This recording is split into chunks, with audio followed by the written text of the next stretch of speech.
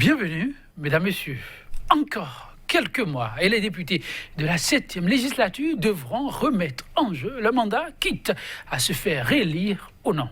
Un moment plus qu'attendu qui s'annonce des plus palpitants, riche de ces 4 anciens présidents de l'institution, Bruno Amonceau, Antoine Dicolaolé, Mathurin, Kofi Nago, Adrien Hongwedi, présentement au perchoir. Ces anciens députés continuent de focaliser l'attention de par ce qu'ils auraient apporté à la démocratie béninoise, mais aussi de par les pas qu'ils posent aujourd'hui. Alors, cette législature aura été, dit-on malheureusement, celle qui a le plus déçu les attentes de le monde.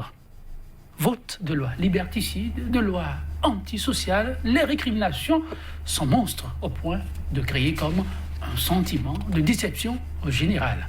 Législative 2019, quel député alors pour la 8e législature? Tel est, mesdames, messieurs, le thème qui focalisera notre attention le temps de ce numéro de votre émission Débat. À ma gauche, Steve Poton, il n'est plus à présenter. Juriste, il est analyste politique. Steve Poton, bonjour. Bonjour. Et merci de répondre à notre invitation. C'est moi. En face de lui, un éditorialiste, Médéric François Gongo. Il est le promoteur du quotidien béninois d'information, d'analyse et d'investigation Actu Express. Médéric François Gongo, bonjour. Joël, bonjour, et amis téléspectateurs et téléspectatrices de SICA, bonjour. Il faut répondre à leur façon. Merci de répondre à notre invitation. C'est moi. Ils ont été plus de la 50aine, donc on dit la 60aine passée. Les députés de la 7e législature acquis à la cause du régime du nouveau départ, qui rêvent voir le moment leur renouveler leur confiance lors des prochaines joutes électorales. La dynamique, elle est la même du côté des députés de la minorité parlementaire, ou si vous préférez, de l'opposition. Se faire réélire. C'est désormais l'énigme. Steve Poton, le jeu ne sera plus quel agent tu me donnes forcément ou quel discours pour faire revenir les députés lors des prochaines joutes électorales. Tout se jouera sur des valeurs plus profondes. En tout cas, c'est ce que rapporte bon nombre d'observateurs. L'analyste et juriste que vous êtes, très porté vers la chose politique, apprécie le tableau désormais. Comment? Le jeu semble plus couvert sur le terrain. Alors, est-ce qu'on peut dire, comme vous venez de l'affirmer, que désormais, ça va se jouer sur les valeurs? Peut-être c'est ce qu'on aurait souhaité, ou bien c'est ce qu'on souhaite, mais je ne pense pas qu'à l'évidence qu'on s'est déjà préparé pour que les élections, ou bien l'élection des prochains députés ou bien des prochains députés à l'Assemblée nationale se joue exclusivement sur les valeurs. Je pense que nous n'avons le contexte sociopolitique même actuel du pays ne peut pas nous permettre ça, parce que de toute façon, une chose émerge, c'est que la 7e législature, je pense, n'a pas pu combler les attentes. C'est-à-dire, on partait d'une situation où on disait que les acquis démocratiques étaient remis en cause sous la gouvernance du président Boni Yayi. Et donc, l'avènement de la 7e législature et surtout le contrôle du bureau de l'Assemblée nationale par l'opposition, ou bien une opposition au régime de Boni Yayi à l'époque, avait fait naître beaucoup d'espoir dans le cœur des Béninois. Et après juste les élections présidentielles, c'est que de 2016, on a constaté que ces espoirs se sont dissipés, pour ne pas dire que ces espoirs se sont transformés en illusions. Donc, le véritable problème, c'est quoi? C'est que, est-ce qu'on a les mêmes conditions avec les mêmes acteurs? Parce qu'aujourd'hui aussi, on dit que les acquis démocratiques sont remis en cause. Est-ce que dans le même contexte avec les mêmes acteurs, on peut attendre mieux? C'est ça la vraie question. En fait. Est-ce qu'on peut attendre mieux, Médéric François Gongo? Pour une fois, les valeurs vont-elles compter dans le choix des élus du peuple ou, comme hier, ce sont avec les mêmes paramètres que les électeurs vont devoir jouer?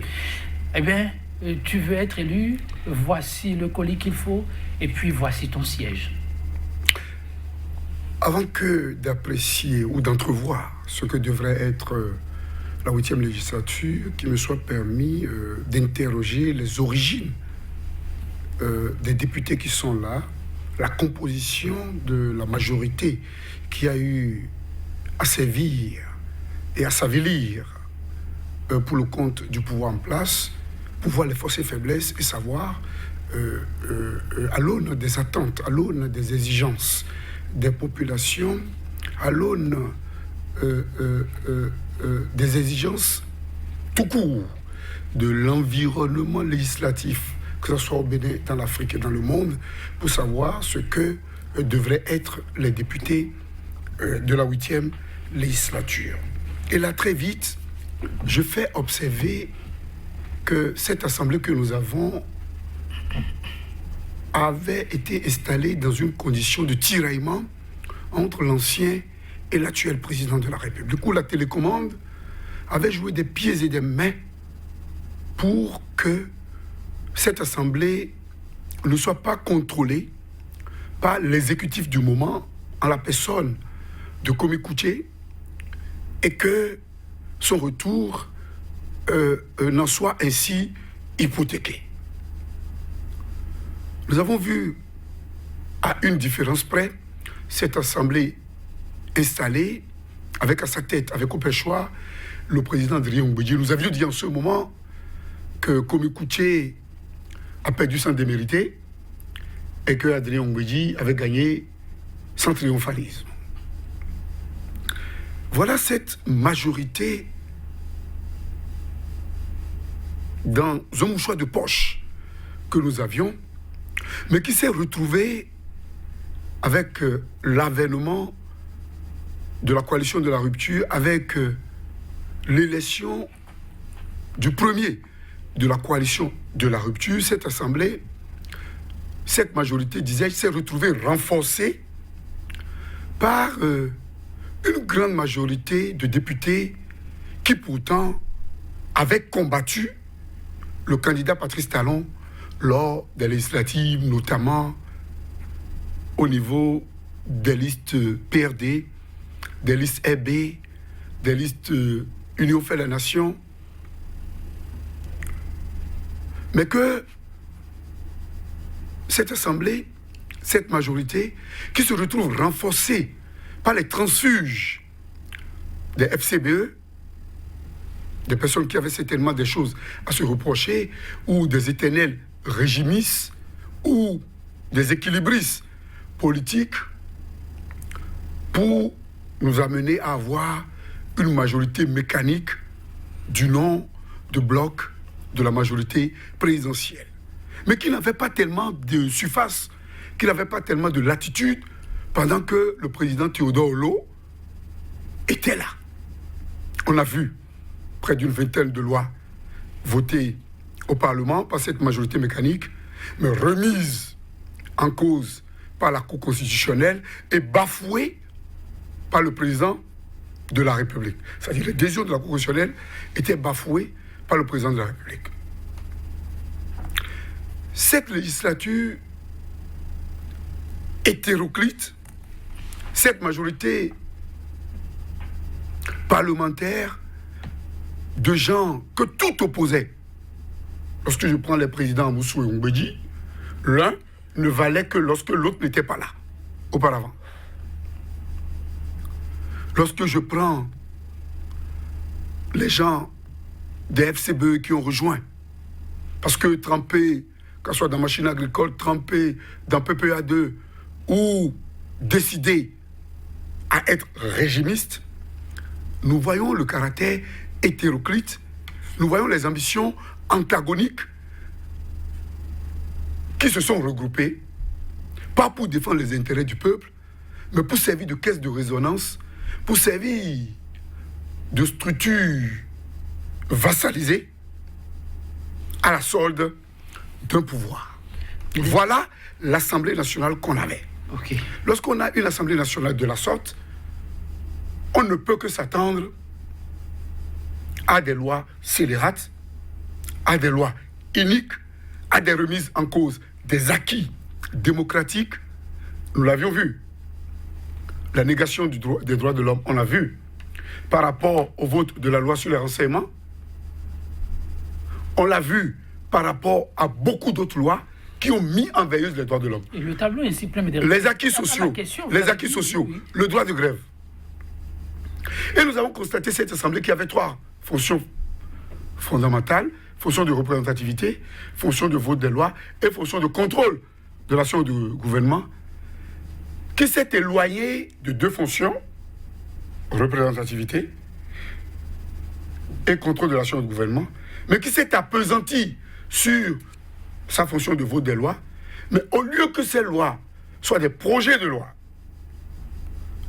en provenance beaucoup plus des députés, ainsi que leurs prérogatives ou les exigences institutionnelles le leur confèrent, nous avions beaucoup de propositions de loi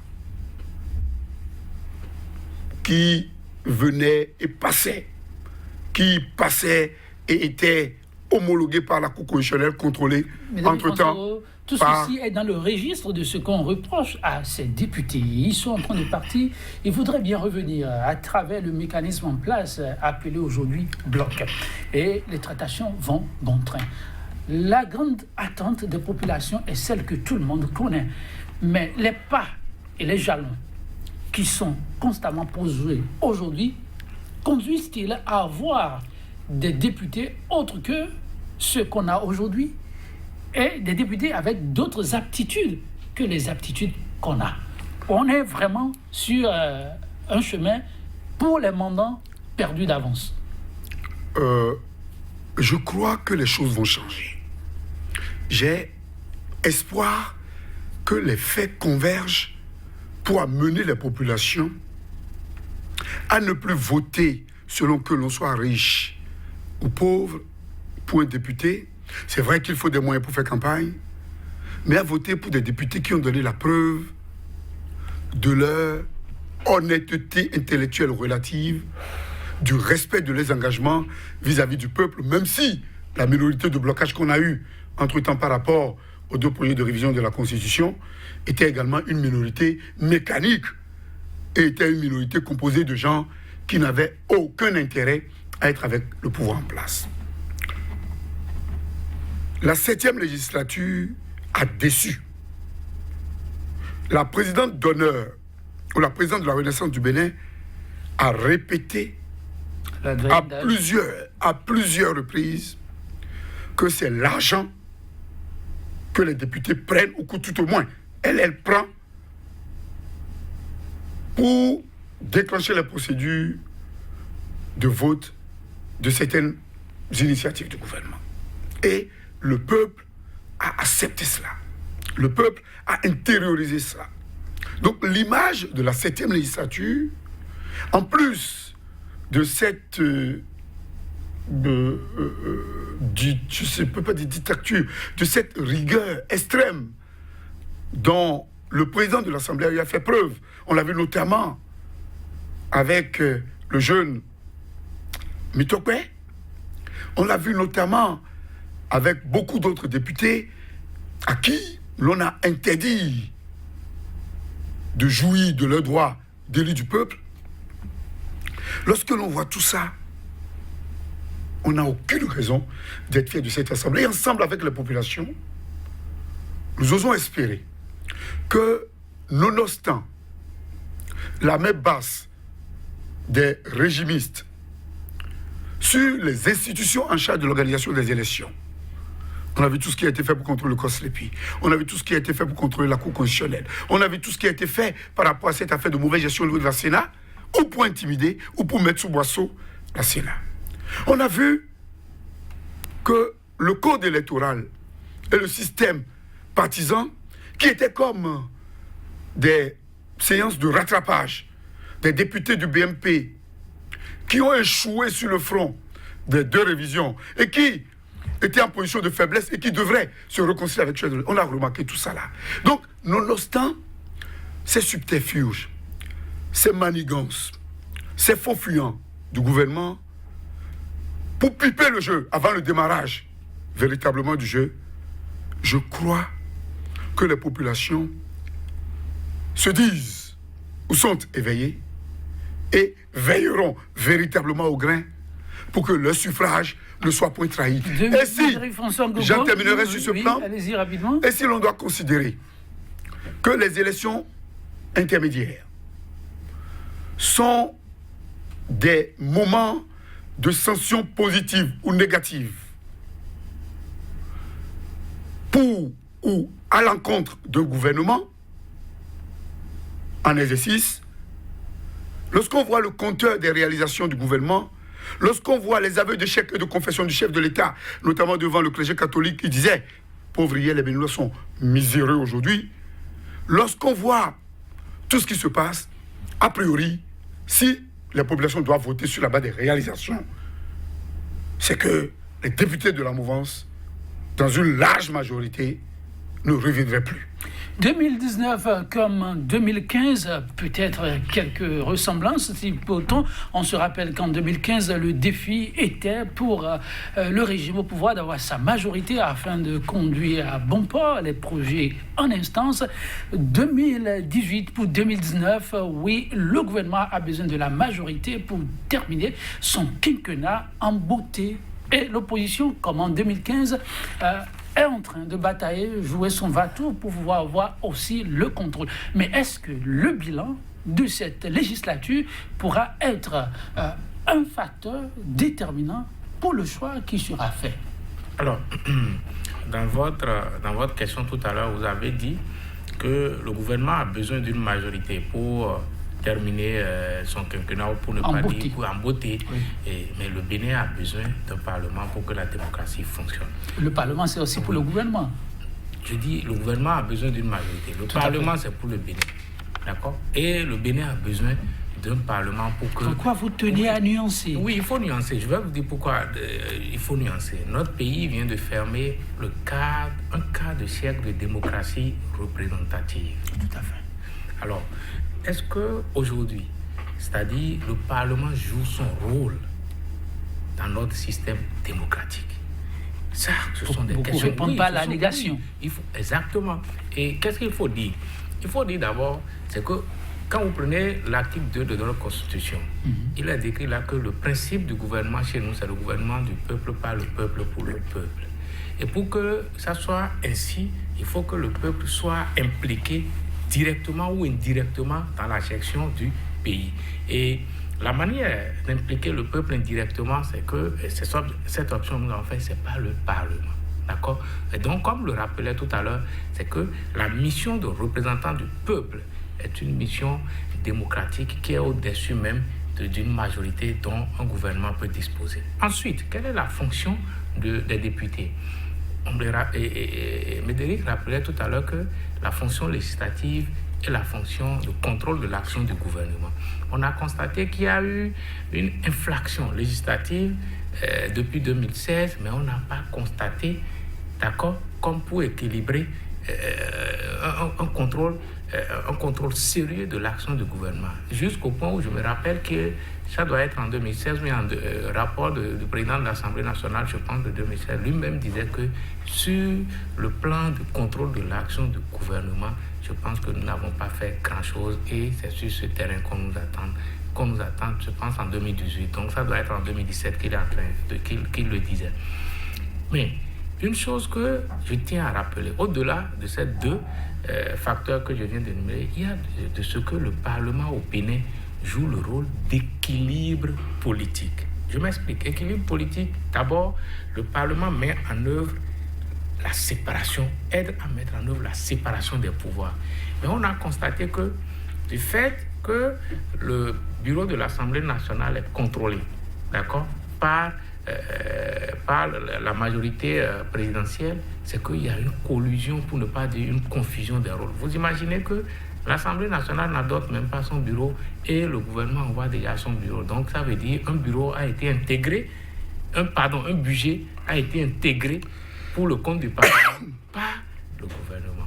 Sincèrement, sur la base des symboles et des principes, c'est assez grave pour être relevé. Et d'ailleurs, les députés l'ont relevé assez. Vous avez vu, le premier vice-président de l'Assemblée nationale et le questeur de l'Assemblée nationale s'étaient montés au créneau pour dénoncer ça. L'autre chose que je voulais dire qu'il faut mettre aussi dans le volet de rôle d'équilibre politique, c'est que l'Assemblée nationale participe à la nomination des membres des autres institutions de la République. Et on a constaté que cette année, pour désigner les membres de la Cour constitutionnelle, c'est que le bureau de l'Assemblée nationale a même désigné un ministre du gouvernement. Ce n'est pas interdit, mais c'est assez évocateur comme rôle d'équilibre pour être relevé. Enfin, l'Assemblée nationale fonctionne sur le règle c'est que la démocratie, c'est la majorité, mais la démocratie, c'est aussi la minorité, parce que ce n'est que par rapport à la minorité qu'on apprécie la majorité. Et donc, le rôle d'équilibre que joue notre Assemblée nationale, c'est quoi? C'est que dans la désignation même des autres membres des institutions, il faut tenir compte de l'équilibre majorité-minorité. Ce n'est pas que ceux qui sont majoritaires empochent tout. Donc, voilà le rôle que joue l'Assemblée nationale et c'est ça qui nous a donné la stabilité politique relative que nous avons. C'est qu'à l'Assemblée nationale, on essaie de contenter d'une manière ou d'une autre toutes les forces politiques de notre pays. Et donc, jouer avec une institution aussi sérieuse, c'est que c'est fouler au pied non seulement la démocratie, mais préparer l'hécatombe pour notre pays, pour notre société tout entière. Donc, les enjeux à venir pour la démocratie béninoise se jouent à Porte-Novo, se jouent à l'hémicycle, se jouent au palais des gouverneurs. Et dans ce cas d'espèce, laissez-moi finir s'il vous plaît, dans ce cas d'espèce, c'est ça. Quel est le prototype de député qu'il nous faut pour relever ce défi? Est-ce que dans le camp de la mouvance, que dans le camp de l'opposition, il y a d'éléments visibles qui peut nous amener à dire aujourd'hui que nous pouvons avoir une situation meilleure à l'avenir que ce que nous avons connu par le passé. Je dis non. Moi, je dis non. Pourquoi je dis non? Parce que d'abord, quand vous regardez le paysage politique au Bénin, il n'y a aucune démarcation idéologique et programmatique entre les acteurs. Celui qui est opposant aujourd'hui peut devenir demain, celui qui est mouvancier peut devenir opposant demain. Est-ce que vous voyez un peu? En y incluant les nouvelles données, la nouvelle charte politique. J'inclus même l'opposition politique aujourd'hui. Vous pensez quoi? Non, l'opposition n'est pas constituée. Non. Mais vous pensez que... Non, oui. Je dis... C'est d'autant plus vrai qu'ils n'ont pas légiféré. Ils n'ont pas légiféré sur la transhumance. Oui, il y a une... C'est fait à dessein, vous voulez dire? Oui. En tout cas, ce qu'il faut dire, c'est quoi? C'est que quand quelqu'un quitte l'opposition aujourd'hui pour entrer dans la mouvance, ça vous étonne, vous? Quand quelqu'un quitte la mouvance pour venir dans l'opposition, ça vous étonne? Ça n'étonne plus personne. Donc, c'est un jeu de chaises musicales. Et ce sont les mêmes acteurs. Regardez bien le paysage politique. Ce sont les mêmes acteurs qui s'interchangent dans des rôles différents. Est-ce que vous avez la chance que le Bénin, vous avez l'impression que le Bénin, il y a eu alternance politique en 2016? Non. Parce que les mêmes acteurs, en tout cas la majorité des acteurs qui gouvernent aujourd'hui, sont des acteurs qui étaient au pouvoir de 2006 à 2016. Mais on ne devient pas acteur du jour au lendemain. Donc, ce que je suis en train de vous dire, c'est quoi? Quels sont les enjeux démocratiques pour notre pays? Quel est ce type de député qu'il nous faut? Il nous faut un député qui a compris la mission de représentativité, forcément. Ce qui n'est pas le cas aujourd'hui. En tout cas, je n'ai pas encore vu dans les comportements politiques, dans les agissements, dans les tractations politiques, je n'ai pas encore vu le souci du peuple. Les gens se soucient d'abord de leur propre réélection. Comment je fais pour devenir député, pour revenir à l'Assemblée nationale, comme vous avez d'ailleurs vous-même commencé par le dire, et comment je fais, sur quelle liste je me retrouve. Et d'ailleurs, regardez la composition des deux blocs de la mouvance présidentielle. Mais vous voyez des acteurs qui sont annoncés ici pendant 2 semaines. On vous dit encore, bon, ils sont encore de l'autre côté. Donc, ça veut dire que c'est juste une question de place. Ce n'est pas une question d'idéal, ce n'est pas une question de projet de société, ce n'est pas une question de programme politique, d'ambition démocratique pour notre pays. Or, nous sommes dans une situation où nous avons besoin de faire notre hygiène démocratique.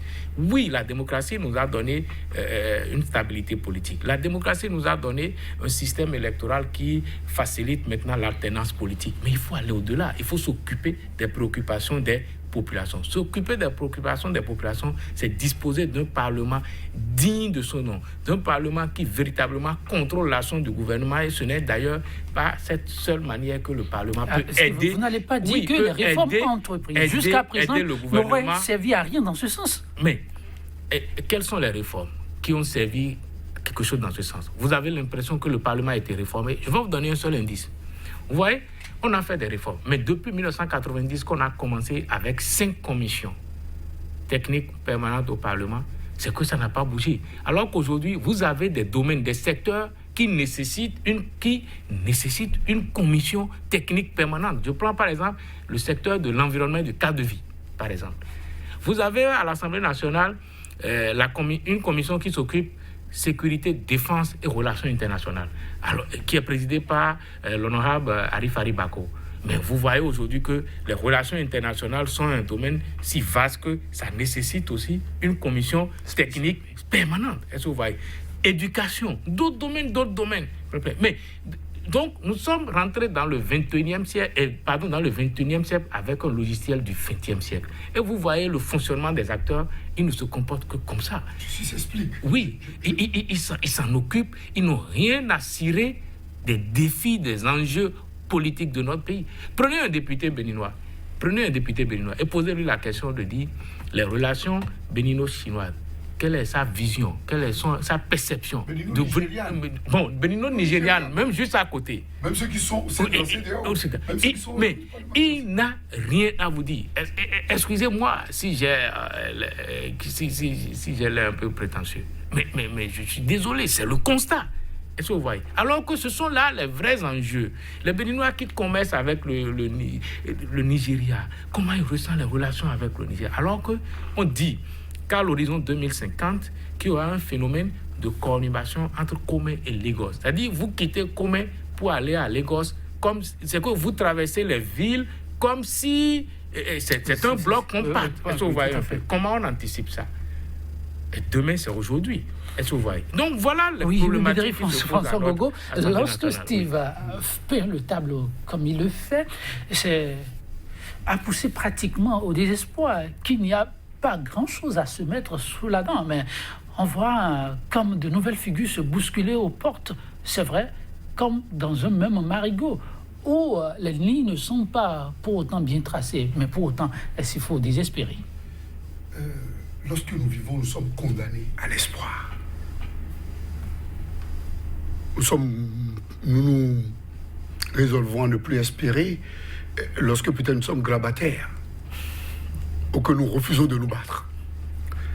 Lorsque l'on voit les composants de l'Assemblée aujourd'hui, nous avons des fonctionnaires qui agissent pour se mettre à l'abri d'éventuelles poursuites. Nous avons des affairistes qui prennent le Parlement comme circuit d'échange et de chantage. Mais nous avons également des carriéristes politiques qui, depuis qu'ils ont fait des mouvements de jeunes, n'ont vécu qu'aux frais de la princesse et qui se refusent d'admettre que les choses évoluent plus vite que leurs considérations nombriliques. Rien ne présage qu'on pourrait changer la donne, Médéric? Lorsque nous avons cet état des lieux et que nous constatons qu'on met ensemble, ne serait-ce qu'au niveau de la mouvance présidentielle, des progressistes et des libéraux, donc il n'y a pas de conviction, il n'y a pas d'idéologie politique, il n'y a pas de vision. Et d'ailleurs, le président actuel, le candidat Patrice Talon, ne nous a pas clairement dit qu'il avait une vision de développement pour le pays. Surgir, agir et disparaître. Lorsqu'on sait lire entre les lignes... Quand il dit qu'il est là pour révéler le Bénin... J'en viens. Ça c'est ce sont les thèmes de campagne. Et lorsque je vois tous les thèmes de campagne, j'inclus le principal. Lorsque quelqu'un veut être président de la République, et il vous dit, Oubi et Touabi, que lui, il est là pour surgir, pour agir et pour disparaître, et qu'il a écrit nommément sur ses affiches, ceux qui savent lire devraient combattre cette candidature comme nous l'avions combattue. Parce que quelqu'un qui parle dans ces thèmes et qui a cette manie de se trahir, nous l'avons vu, pour être élu président, il ne suffit pas d'être fort. Il faut avoir sous sa coupe les autres, les tenir, les manipuler ou les détruire. En résumé. Lorsque quelqu'un nous dit tout ça là, et que nous acceptons de voter pour lui, c'est normal qu'il rende les députés taillables et corvéables à merci. Nous l'avions vu, Rosine Soglo, respectable. Doyen d'âge a parlé des séances de Dassa comme des séances intéressées. Elle a parlé de 30 ou de 40 millions. Alors, la prochaine marche ne sera lorsque pas nous avons tout ça, j'aimerais être rassuré. Je ne doute pas. Je ne veux pas tellement douter comme au vis-à-vis, mais j'aimerais être rassuré que les mêmes causes ne produiraient pas les mêmes effets. Et que les mêmes motivations qui ont amené la plupart des députés aujourd'hui à se présenter, à tout fait, à faire des pieds et des mains pour se faire élire, ne seraient plus les considérations actuelles. Et je suis déjà rassuré. Parce qu'aujourd'hui, il y a des indicateurs qui ont permis au chef de savoir que s'il faisait, excusez-moi le terme, le compte d'aller au référendum, il allait se faire harakiri. Ils ont évoqué cette affaire de manque de moyens, c'est faux. Le terrain n'était pas du tout favorable. La population aujourd'hui, sur la base des avis, des commentaires, des opinions, des indiscrétions que nous recueillons, sont remontées à bloc contre le gouvernement. Et les gouvernants le savent. Ils le savent tellement que nombre d'entre eux sont en train de prôner la triche pour leur permettre de tenter de sauver les meubles. Ça reste à vérifier. Non, ce que je vous dis... Même si c'est le cas, le contexte n'est pas un contexte nouveau. Non, c'est vrai. C'est vrai que... nous sommes toujours allés aux élections législatives. C'est ce genre de contexte. Oui, je le sais. Et de contestation contre le pouvoir. Je le sais. Systématiquement, les populations ont tendance à équilibrer le pouvoir. Ont tendance à ce que les trois poutres, comme nous le constatons aujourd'hui, les trois charpentes qui constituent l'ossature principale de la démocratie libérale, l'exécutif, le législatif et le judiciaire, les populations auraient aimé que ces trois charpentes ne soient pas enchevêtrées, ne soient pas tout le temps complémentaires, mais soient quelque peu antagoniques, afin que jaillisse la vérité pour le développement du pays et l'épanouissement de la nation. Je crois, avec une certitude de cristal, qu'il y aura un grand nombre de députés actuellement en place qui ne pourront pas revenir.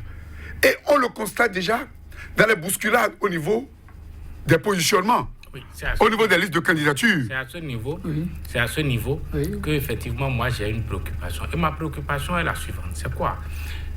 L'enjeu, ce n'est pas de ne pas faire revenir quelques députés à cause de leur comportement.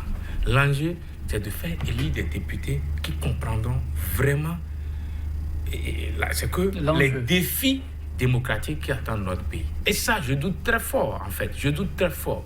Quand vous observez bien, que ce soit les tractations au niveau, que ce soit de l'opposition et de la mouvance aujourd'hui, c'est comment je fais pour être élu ou bien comment je fais pour être réélu. Ça, c'est ce qui est déposé sur la table d'abord. Nous sommes à environ moins de 5 mois des élections et on ne peut pas dire, il n'y a pas en tout cas de signe d'indication de programme parlementaire ou bien de projet parlementaire des groupes. Pour le moyen. D'ailleurs, les groupes ne sont même pas tous constitués. Parce que, non, il faut qu'on ait ces projets, qu'on en discute, qu'on en débatte, pour voir si c'est possible. Mais malheureusement... dans la période de pré-campagne qu'il faut déposer les projets. Les groupes sont en train de se constituer aussi. Ils n'existent pratiquement pas. Mais malheureusement, cher ami... Dans les tractations, quand vous observez, vous sentez que le grand souci des gens, c'est comment créer les groupes. C'est pas quand nous allons créer les groupes, qu'est-ce que nous allons faire en fait. Qu'est-ce que nous allons faire pour le pays. Mais c'est d'abord les positionnements sur les listes, c'est ça la plus grande préoccupation. Est-ce que vous voyez un peu? Mais je crois, mon cher ami, je crois que c'est le rôle que nous jouons. Là, nous sommes des électeurs. Ensemble avec la société civile qui se retrouve sclérosée, phagocytée ou intéressée, nous, les journalistes, en plus de certains acteurs qui se détachent du concours politique, nous sommes des électeurs pour amener les potentiels candidats à quitter le débat de bloc, à quitter le débat de positionnement pour revenir vers la quintessence même du débat qu'il devrait y avoir entre les mandants et les mandatés, entre les électeurs et les potentiels élus, les candidats actuels. Donc, pour le faire, les députés béninois ne sont pas habitués à cela. Nous devons les y obliger. Et c'est en cela qu'en parlant du profil du député que nous aurons, que nous aurions aimé avoir, ou que nous devrions avoir, pour que, on ne vote plus des lois qui sont en porte-à-faux avec l'article 68 de la Constitution qui dit, oubi et obi, qu'on ne doit pas voter de loi tout en suspendant les droits fondamentaux qui sont reconnus et actés dans les conventions internationales que nous avons signées. Mais lorsque vous voyez par exemple le droit de grève, il a été prévu par les tests de l'OIT de mettre en place des mécanismes compensatoires du dialogue social. C'est pour vous dire, quand je prends cet exemple, et je vois la facilité avec laquelle les gens ont fait sauter le verrou du droit de grève, et que la Cour constitutionnelle l'a avalisé, et que le chef de l'État en Allemagne tendait de vendre maladroitement et négativement les nouvelles indications des droits de grève pour tenter d'appâter des industriels qui ont construit leur pays sur la métallurgie, sur l'industrie lourde, sur le travail et le respect du travailleur. En Allemagne, je le dis bien. Lorsque nous voyons ça, nous nous disons qu'il y a un problème. Il y a un problème de motivation de ceux qui sont au pouvoir.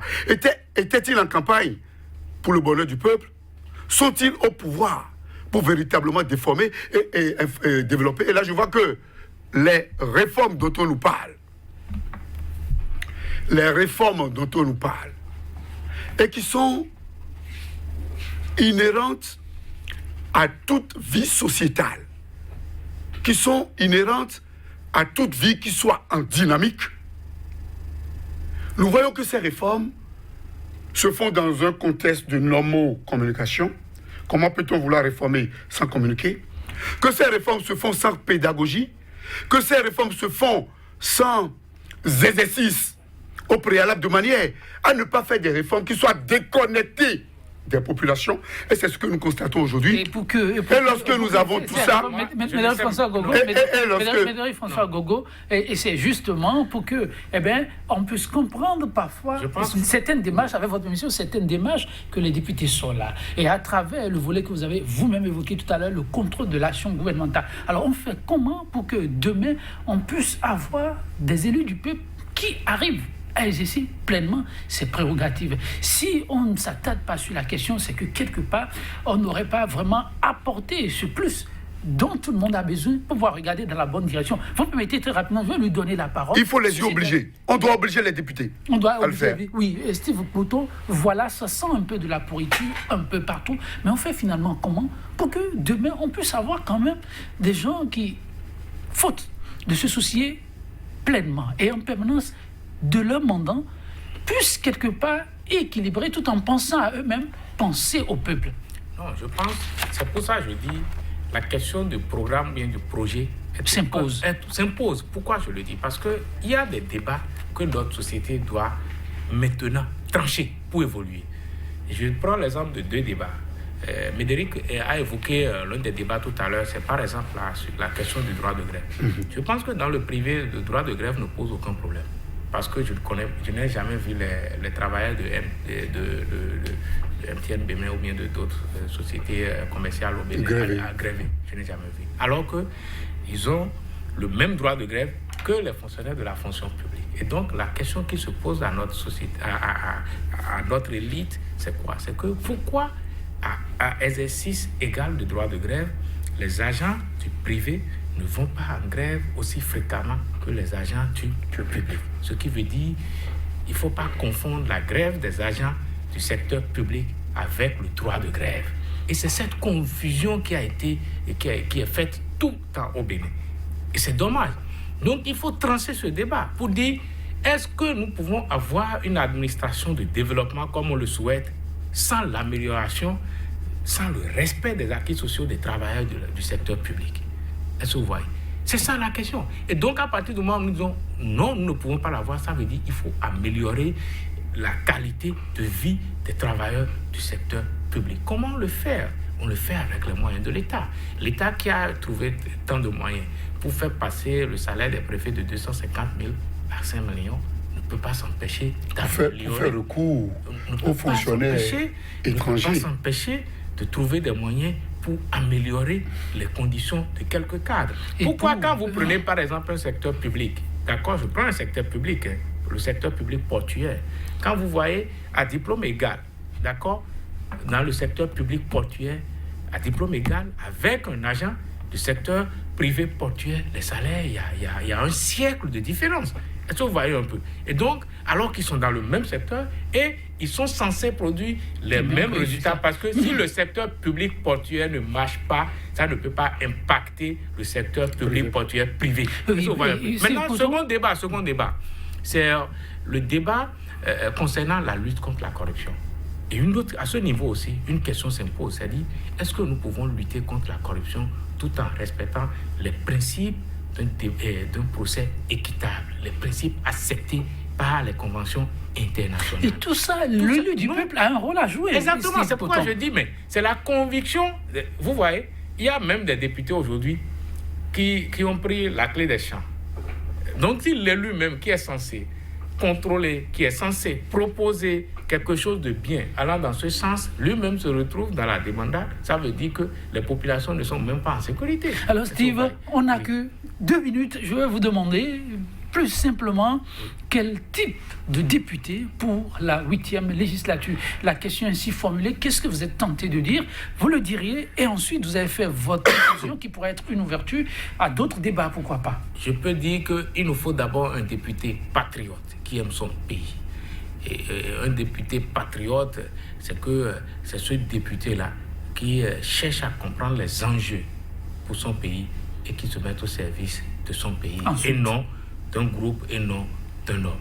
Ensuite, il nous faut des députés qui ont compris que le Bénin est dans une dynamique régionale et dans une dynamique internationale.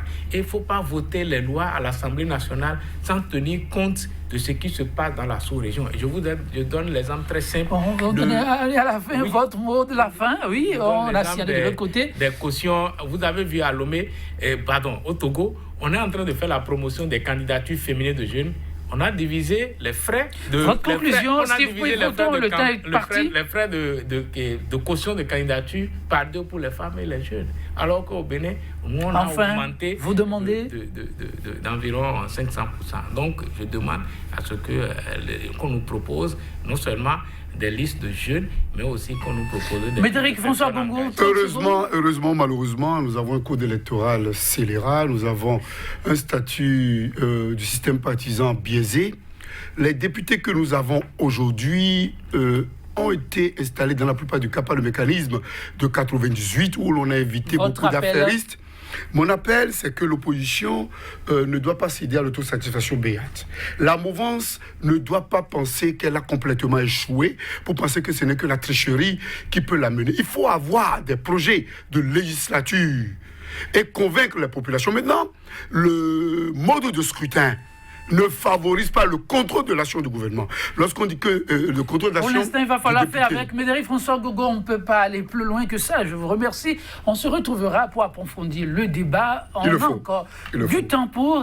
On n'a pas du temps, on n'a plus du temps. Merci beaucoup. Merci à vous, Médéric, chef législateur. Permettez qu'on s'en arrête ainsi. Cette citation pour enfin prendre définitivement congé de vous. Elle est signée Warren Buffett.